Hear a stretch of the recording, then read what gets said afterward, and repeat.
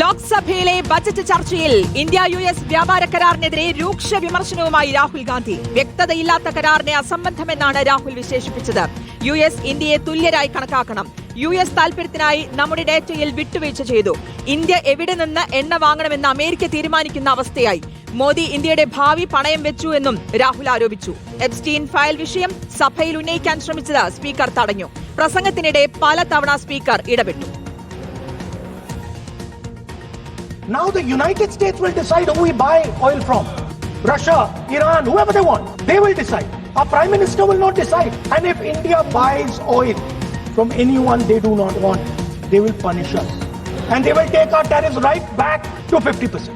What does it mean when America says you cannot buy oil from somebody? It means our energy is weaponized. Are you not ashamed of selling India? You have sold our mother, Bharat Mata. Do you have no shame? Now let me tell you what is written about data. Our most valuable asset, the thing that is going to transform India in the 21st century, the thing that is going to make us a superpower in the 21st century. This is what the Modi government has done with our data.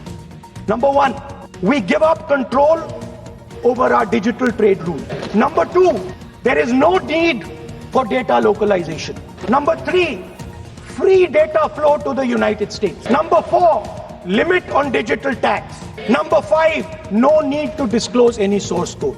The finance minister is smiling, she likes to smile. 20-year free tax holiday to anybody who wants it, to the big tax company. This is what you've done on data. दो तीन मुद्दे आपने प्रधानमंत्री जी का नाम लेकर के आप जो शब्द इस्तेमाल किया और जो आपने एलिगेशन लगाया, मैं चेयर के माध्यम से मैं आपको अनुरोध करता हूं और ये मेरा डिमांड भी है कि आपने जितना एलिगेशन लगाया है आपको ऑथेंटिकेशन करना पड़ेगा, क्योंकि आप लीडर ऑफ अपोजिशन है. He must authenticate on all the allegations he has made. Athira ജയനുണ്ട് വിശദാംശങ്ങൾ നൽകാൻ. ആതിര, ഇത്രയും ദിവസം കഴിഞ്ഞ ദിവസങ്ങളിലൊക്കെ പ്രതിപക്ഷ നേതാവിന് രാഹുൽ ഗാന്ധിക്ക് സഭയിൽ സംസാരിക്കാൻ സമ്മതിക്കുന്നില്ല എന്നുള്ള ഒരു പ്രതിഷേധമായിരുന്നു ഉണ്ടായിരുന്നത്. ഇന്നിപ്പോൾ ഒടുവിൽ സംസാരിക്കാൻ സമ്മതിച്ചു. പക്ഷേ സംസാരിച്ചു തുടങ്ങിയത് മുതൽ തന്നെ കാണുന്നത് സ്പീക്കർ ഇടപെടുന്നു, കിരൺ റിജിജു ഇടയ്ക്ക് കയറി സംസാരിക്കുന്നു, ബഹളമുണ്ടാകുന്നു. അങ്ങനെയാണ്. പക്ഷേ അതിനിടയിലും രൂക്ഷമായിട്ടുള്ള വിമർശനമാണ് ഇന്ത്യ US കരാറിൽ രാഹുൽ ഗാന്ധി ഉന്നയിച്ചത്. എന്തൊക്കെയാണ് ഇന്ന് സംഭവിച്ചത് സഭയിൽ? സ്മൃതി, ബജറ്റ് ചർച്ചയ്ക്കിടെ രാഹുൽ ഗാന്ധി അതിരൂക്ഷമായ വിമർശനമാണ് ഇന്ത്യ US വ്യാപാര കരാറിൽ ഉന്നയിച്ചിരിക്കുന്നത്. പ്രധാനമന്ത്രി നരേന്ദ്രമോദിക്കെതിരെയും വ്യാപാര കരാർ നടപ്പാക്കിയതിനെയും അതിരൂക്ഷമായി രാഹുൽ ഗാന്ധി വിമർശിച്ചിട്ടുണ്ട്. അസംബന്ധമെന്നാണ് കരാറിനെ രാഹുൽ ഗാന്ധി വിമർശിച്ചത്. ഇപ്പോഴും ഈ കരാറിൽ എന്താണെന്ന് വ്യക്തതയില്ല. ബജറ്റിന് സമാന്തരമായി നിലവിൽ വന്ന കരാറിൽ എന്തൊക്കെയാണെന്ന് കേന്ദ്ര സർക്കാർ വ്യക്തമാക്കണം. രാജ്യത്തെ വിറ്റ കരാർ, ഭാരതാംബയെ വിൽക്കാൻ നാണമില്ല എന്നാണ് രാഹുൽ ഗാന്ധി ചോദിച്ചത്. രാജ്യത്തെ വിറ്റ കരാറാണ് നടന്നിരിക്കുന്നത്. USഉം ഇന്ത്യയും ഈക്വൽ ആയിരിക്കണം, തുല്യരായിരിക്കണം. എന്നാൽ തുല്യ പരിഗണനയില്ലാതെ അമേരിക്കയ്ക്ക് മുൻപിൽ, ട്രംപിന് മുൻപിൽ മോദി രാജ്യത്തെ അടിയറവ് വെച്ചു എന്ന് രാഹുൽ ഗാന്ധി ആരോപിക്കുന്നു.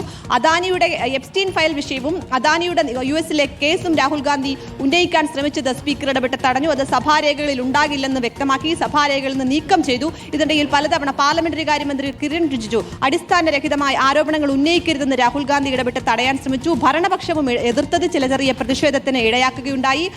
രാഹുൽ ഗാന്ധി ഉന്നയിച്ച ആരോപണങ്ങൾ എന്ന് പറയുന്നത് ഇന്ത്യയുടെ ഡാറ്റ US-ന് ആവശ്യമാണ്, US-ന് വേണ്ടി ഇന്ത്യയുടെ ഡാറ്റ ശേഖരിക്കുകയായിരുന്നു. ഇന്ത്യ സഖ്യമാണ് ചർച്ച നടത്തിയിരുന്നതെങ്കിൽ അത്തരമൊരു വിട്ടുവീഴ്ച ചെയ്യുകയില്ലായിരുന്നു. അതുപോലെ ഊർജ്ജ സംരക്ഷണത്തിൽ ഇന്ത്യ വിട്ടുവീഴ്ച ചെയ്തു. കർഷകരെ മോദി മറന്നു. US വിപണിയിലേക്ക്, അതായത് ഇന്ത്യൻ കർഷകരെ വഞ്ചിക്കുന്ന നിലപാടാണ് മോദി സ്വീകരിച്ചത് എന്ന് രാഹുൽ ഗാന്ധി ആരോപിക്കുന്നുണ്ട്.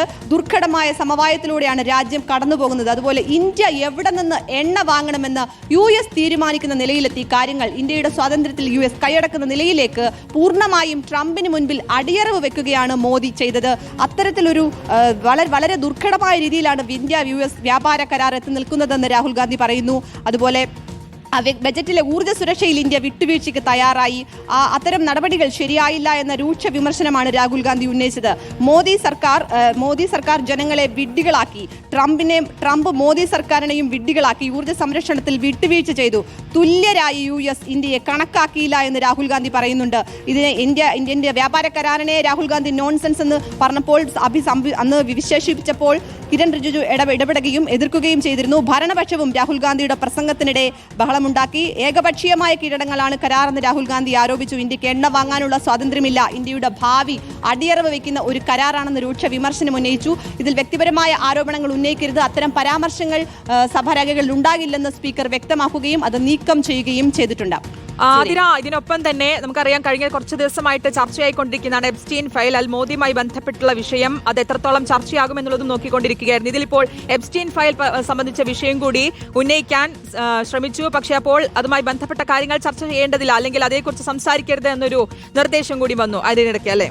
തീർച്ചയായും ഇതിനു മുൻപും കോൺഗ്രസ് ഇത്തരം ഒരു ആരോപണം ഉന്നയിച്ചിട്ടുള്ളതാണ്. മോദിയുടെ സുഹൃത്തിന് വേണ്ടി എപ്സ്റ്റീൻ ഫയലിൽ മോദിയെക്കുറിച്ചൊരു പരാമർശം ഉണ്ടായപ്പോൾ തന്നെ ഇത് ആയുധമാക്കിയിരുന്നു. എപ്സ്റ്റീൻ ഫയലിൽ മോദിയുടെ പേര് വന്നത് എന്തിനെന്ന് കോൺഗ്രസ് നേരത്തെ ഉന്നയിച്ചിരുന്നു. ഇത്തരം വിഷയങ്ങൾ, അതുപോലെ അദാനിയുടെ US കേസ്, ഇത്തരം കേസുകൾ മറികടക്കാൻ തന്റെ സുഹൃത്തുക്കൾക്ക് വേണ്ടി ട്രംപിന് മുൻപിൽ ഇന്ത്യ രാജ്യത്തെ വിൽക്കുകയാണ്, കീഴടങ്ങുകയാണ് എന്ന തരത്തിലാണ് രാഹുൽ ഗാന്ധി പരാമർശിച്ചത്. അത്തരം വിഷയങ്ങൾ ഉന്നയിക്കാൻ ശ്രമിച്ചപ്പോൾ തന്നെ സ്പീക്കർ ഇതിൽ ഇടപെടുകയുണ്ടായി. അത്തരം പരാമർശങ്ങൾ പാടില്ല എന്ന് നിർദ്ദേശിച്ചു. ബജറ്റുമായി ബന്ധപ്പെട്ട ചർച്ച മാത്രം മതി, അത്തരം വിഷയങ്ങൾ ഇവിടെ ഉന്നയിക്കരുതെന്ന് പറയുകയുണ്ടായിരുന്നു. ഭരണപക്ഷവും അതുപോലെ എതിർപ്പുയർത്തി. മന്ത്രി ഇടപെട്ടു. തുടർന്ന് ഇത്തരം പരാമർശങ്ങൾ, രാഹുൽ ഗാന്ധിയുടെ ആരോപണങ്ങൾ സഭാരേഖകളിൽ നിന്ന് നീക്കം ചെയ്യുമെന്ന് വ്യക്തമാക്കുകയും ചെയ്തിട്ടുണ്ട്. വിശദാംശങ്ങൾ നൽകിയത്. ലോക്സഭയിൽ ഇന്ന് രാഹുൽ ഗാന്ധി സംസാരിക്കാൻ ശ്രമിച്ചത് മുതൽ തന്നെ വലിയ പ്രതിഷേധം ഭരണപക്ഷത്തിന്റെ ഭാഗത്തുനിന്നുണ്ടാകുന്നു. സ്പീക്കർ തടയുന്നു എന്നടക്കമുള്ള കാര്യങ്ങളാണ് ഉണ്ടായത്. എന്തായാലും ഇന്ത്യ US വ്യാപാര കരാറിനെതിരെ രൂക്ഷ വിമർശനമാണ് രാഹുൽ ഗാന്ധി ഉന്നയിച്ചത്.